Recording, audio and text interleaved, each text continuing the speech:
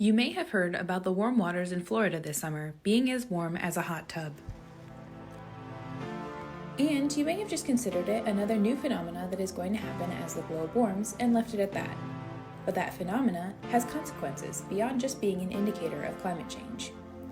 Warmer water will increase the number and strength of hurricanes as time goes on.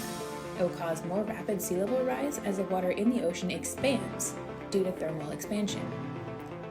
It will also impact the organisms living in the water, who are accustomed to living in temperatures that are not so hot. What I want to highlight today is the impact on coral.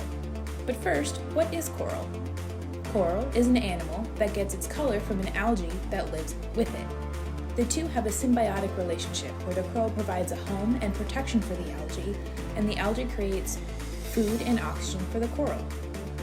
Coral reefs are made up of thousands of coral growing on submerged structures in a relatively shallow, sunlit water area. After all, the algae need the sun for photosynthesis. When the water gets too warm, it stresses the coral. It will expel the algae, losing its color and becoming white or bleached.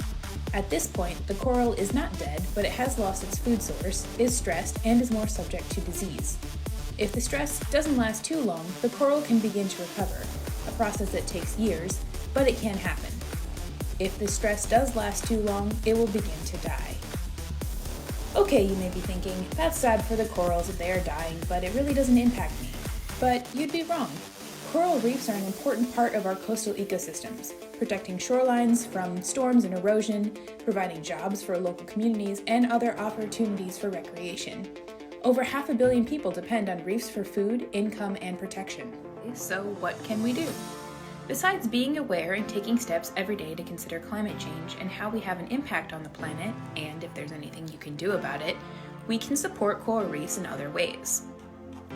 Be thoughtful about where you get your seafood and about your water use. How much are you using? Are you using fertilizer or chemicals that could get into the water and wash into the ocean? When you go to the beach in the summer, you can use reef-safe sunscreen that doesn't have oxybenzone or other chemicals that could harm the reef. And be informed.